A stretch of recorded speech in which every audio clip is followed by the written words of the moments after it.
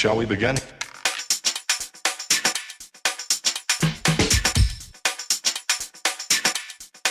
Let's begin now. Well, I've been beavering away and I realise I haven't done no sort of updates on where I got with the bridge.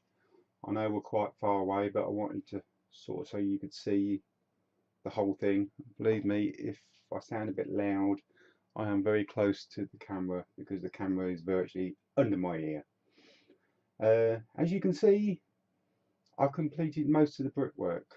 Well, most of it, yeah. There's still bits and pieces of the brickwork to do, and there might even be a few bits broken off down a bit more, probably on this one because it looks to me a little bit high, but it's like everything, you need to get it together. Now what I'll do is I'm going to stop the camera and then I'll take you in a bit closer, but I just want you to see the whole thing and not just one thing. Right, down to ground level. I've got the camera from out my ear hole and I feel better now. Right, what have I been doing? I built this sort of parapet wall out from the actual main arch with the drainage hole, as you can see. Also, I've put a crater in the front here with a bit of damage on the front of the brickwork, also blowing through these cappings. This is where I'm going to put the quad 20mm anti-aircraft gun, which I bought for the other bridge. And somewhere I will get the damn thing in. So I will be putting that there. If I just lift up a little bit. There we go. So that will be going up on the top here with sandbags and, you know, be destroyed. I need to get the other diorama and butt it up against this one now so I can work the brickwork into the second part of the diorama. That's what I need to do. I finished here for the simple reason is I don't know if I'm going for a solid wall. I don't know if I'm going for a short wall, pillars and railings. I haven't really made my mind up yet. This archway may still even come back a little bit yet. I'm not too certain yet because, like I say, I've only just sort of let it out dry, and now I'm sort of working on making it look right. The top half of this is going to be cobbles, or well, actually they're paving blocks. I'll move you up again. So this is going to be cobbles on the top here, paving blocks. I've ordered a new product for this and I will be doing a video, so when it turns up I will be doing a video on it, so if you're interested in that, you know, that's something to look forward to. So this arch is completed, except for leveling this off, making it look like hardcore and backfill of what they would put into a bridge, but that's all to do with the weathering to me. I've done some damage on the side here, but the start of some damage. I sort of put bits in and then I'll chip away at them until I get them looking right. So we're moving on to the first part. When the camera decides I'll be in focus because I'm manually focusing, because the autofocus just don't really want to be happy at this sort of closeness. The same with this one. I think these arches are going to come back more as you go along, and when we get to the last one you can see the reason why. To me they're just out a little bit too much.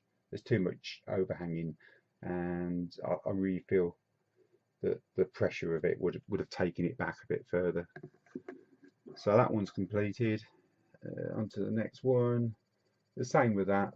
This is probably going to need to be taken back a little bit, but how much I don't know. I'm just going to play it by ear. When I get it all done to how I want it, then I'll start sort of tweaking, should I say. As we go on to this one has been chopped back a considerable amount, and to me I'm more comfortable with that amount of arch supporting itself to a point, because an arch will only support itself to a point and then it's going to break. We all know that. So I feel roughly that's going to be the sort of same on all of them. Maybe a little bit extra on one, you know, just one that says, no, I'm not going to break where you think I'm going to break, because it all works that way, you know. It never breaks off the way you think it's going to do it. So moving on, this is the far side or near side, depends whichever side whichever way you're standing. This one's not been cleaned up yet. It's still in its PVA form. The reason is I've stopped here is because I need to get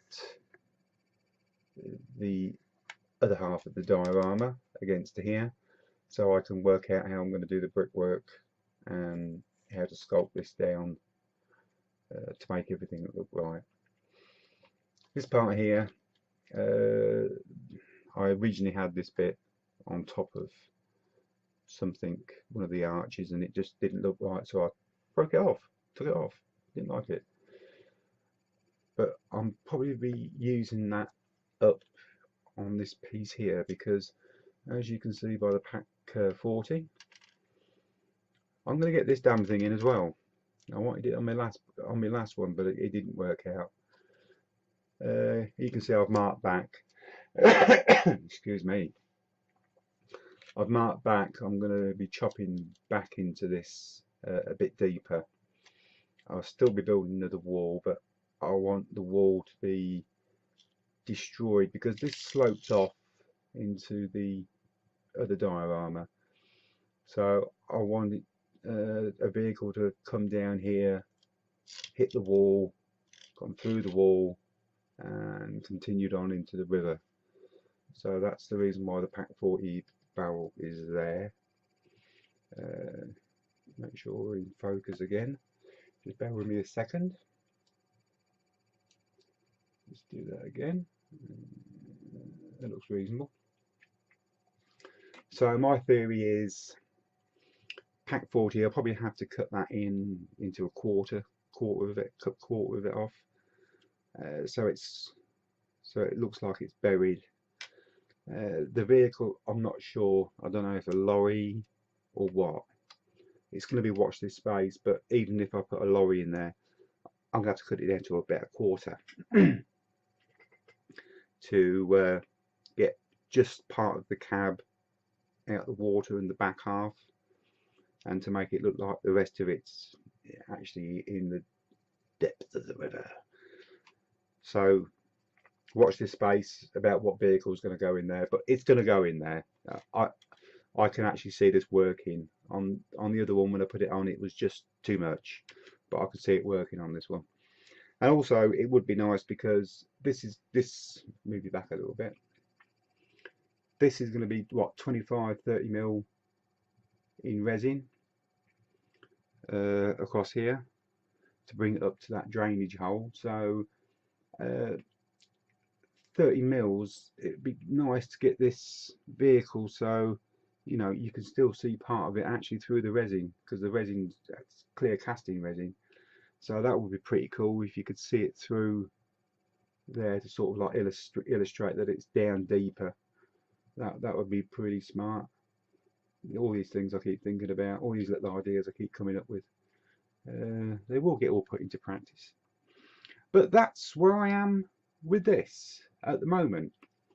When the next update is going to be, I haven't got a clue, because I keep jumping on this, enjoying building it and doing quite a bit, then sort of sanky doodling off onto something else and keep coming back to it. But this is going to be ongoing anyway, because this is one huge diorama, and there's going to be a lot of vehicles put onto it.